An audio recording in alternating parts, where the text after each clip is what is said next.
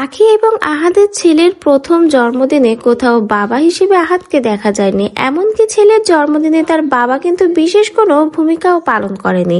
এর কারণ কি? এটাই ছিল সকলের প্রশ্ন। সেই প্রশ্নের উত্তর এবার আহাদ নিজেই দিল।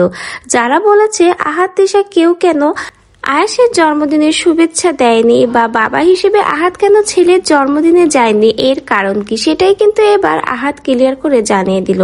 মামলার ভয়ে আখির ছেলে আয়াসকে দেখতে যায় না আহাদ। আগেরবার গাড়ি ভর্তি করে মানুষ নিয়ে গিয়েছিল আহাদ তিশা। আয়াসকে নাকি জোর করে তারা নিয়ে আসতে চেয়েছিল। এরপরেই নাকি আখি তাদের নামে মামলা করে। তাই আহাদ আর তিশা দুজনেরই শখ মিটে গেছে। তাই তো মামলা খেয়ে আর ছেলের আশেপাশেও তাদেরকে দেখা যায় না। মামলা খেয়ে আহাদ আর যেতে চায় না ছেলের কাছে।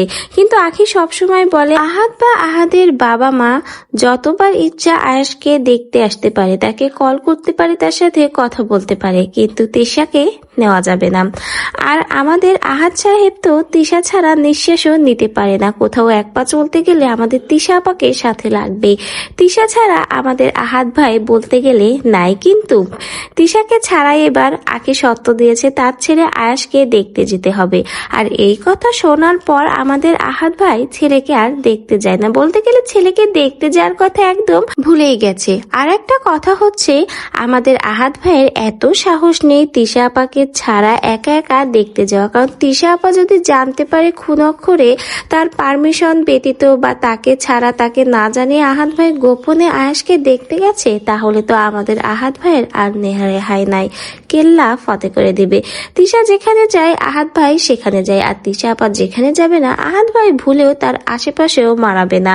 তো এজন্যই কিন্তু ছেলের জন্মদিনে আহাদ ভাইকে দেখা যায়নি। এমনকি ছেলের জন্মদিন নিয়ে কিন্তু একটা পোস্টও আহাদ ভাই শেয়ার করেনি। অবশেষে কিন্তু একটা কমেন্টের রিপ্লাই সে করেছে যে ছেলের জন্মদিনে কেন সে যায়নি। তাহলে আসুন আহাদ ভাইয়ের করা সেই কমেন্টের রিপ্লাইটা পড়ে নেওয়া যাক, তাহলে সবকিছু ক্লিয়ার হয়ে যাবে। আয়েশের জন্মদিনে না যাওয়ার জন্য আহাদ ভাইকে একজনে কমেন্ট করেছিল, আয়েশের জন্মদিনে আপনাদের বাচ্চাটাকে দেখতে যাওয়া উচিত ছিল। তারই রিপ্লাই কমেন্ট করেছে আহাদ। আহাদ সেখানে লিখেছে মামলা খাইতে একবার যাইয়া শিক্ষা হয়ে গেছে। এটাই হলো আসল কারণ। মামলার ভয়তেই কিন্তু আহাদ আর তিশা ছেলের জন্মদিনে যায়নি। এমনকি ছেলের জন্মদিনে বাবা হিসেবে আহাদের কিন্তু কোনো ভূমিকাও পালন করতে দেখা যায়নি। আগেরবার মামলা দিয়েছিল ছেলেকে দেখতে যাওয়ার জন্য আখি। এই জন্য কিন্তু এবার ছেলের জন্মদিনে কোনো খোঁজ খবর পর্যন্ত নেয়নি আহাদের পরিবার। তো ভিউয়ার্স, এতদিন যাদের প্রশ্ন ছিল কেন আহাদ আয়াসের জন্মদিনে যায়নি, বাবা হিসেবে ছেলের প্রতি তো একটা দায়িত্ব কর্তব্য থাকে, তাদের সকল প্রশ্নের উত্তর কিন্তু আহাদ তার এই কমেন্টের মাধ্যমেই প্রকাশ করে দিল। অবশেষে কিন্তু প্রকাশ হলো ছেলের জন্মদিনে আহাদ না যাওয়ার আসল কারণ কি। মামলার জন্য কিন্তু ছেলের জন্মদিনে তার বাবার কোনো ভূমিকাই দেখা যায়নি।